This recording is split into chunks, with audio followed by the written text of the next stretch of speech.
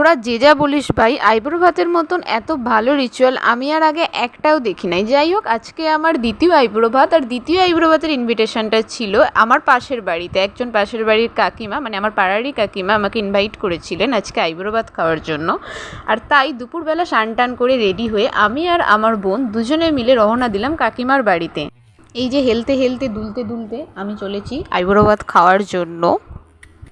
আর যারা বলে যে নিজের বিয়েতে নাকি নিজেই খেতে পায় না, আসলে ব্যাপারটা ঠিক এরকম না। ব্যাপারটা হচ্ছে নিজের বিয়ের সময় যে কনে থাকে সে হচ্ছে অ্যাকচুয়ালি একটা বলির পাঁঠা হয়। ওই বলির আগে 1 সপ্তাহ 15 দিন ধরে তোমাকে আইবুড়ো ভাত খাইয়ে খাইয়ে খাইয়ে খাইয়ে খাইয়ে খাইয়ে মানে এমন অবস্থা করে দেওয়া হবে যে মানে তোমার খাওয়ার আর জায়গাই থাকবে না। আর তারপরে যেই বিয়ের দিনটা আসবে অমনি আর একদম মানে সারাদিন না খাইয়ে না খেতে দিয়ে একদম মানে যা তা অবস্থা। যাই হোক, আমরা এসেই দেখি একদম কাকু কাকিমা, কাকিমার মেয়ে সবাই মিলে একদম মানে সাদরে আমন্ত্রণ করছে। দেখেই তো অবাক, যে বাড়িতে নাইটি করে ঘুরতাম আজকাল দেখছি সেই বাড়িতে এসেই মানে একদম যেন মনে হচ্ছে প্যারিস থেকে চলে এসেছি।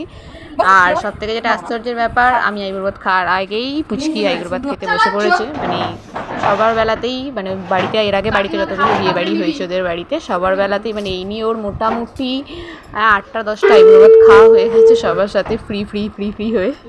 তো যাই হোক, কাকিমা এসেই বললো যে বরণ করবে। যাই হোক, খুবই স্পেশাল ফিল হয়ে গেল। একদম একদম কাকিমা খুব সুন্দর করে বরণ করে নিল, একদম ঘন্টা ঘন্টা দিয়ে একদম চোখ বুজিয়ে চুপচাপ বসেছিলাম। তারপরে হঠাৎ করে মনে হলো কাকিমা বরণ করে, যে কাকিমাকে একটা প্রণাম করতে হবে। গিয়ে টকটক করে প্রণাম করে নিলাম। আর তখন গিয়ে দেখি যে কাকু কিন্তু লুঙ্গি ছেড়ে প্যান্ট পরেনি।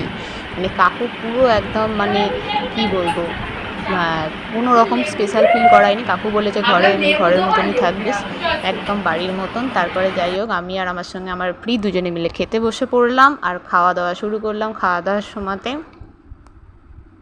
কাকিমা বারবার এসে জিজ্ঞাসা করেছিল এটা নিবি ওটা নিবি সেটা নিবি। সত্যি বলতে এত খাওয়ার মানে এতই রান্না করে ফেলেছিল যে ওগুলো সবটা খাওয়া আমার পক্ষে সম্ভব ছিল না। এই তো চেহারা। তারপরে দুজনে হেলতে দুলতে লাস্টেরটা হচ্ছে মডেল আমাদের হেলতে দুলতে আসছে, একদম দুলতে দুলতে বাড়ি আসছে। একদম প্রচুর খাওয়া দাওয়া হয়ে গেছে, বাড়ি আসছে। আজকে এই পর্যন্তই।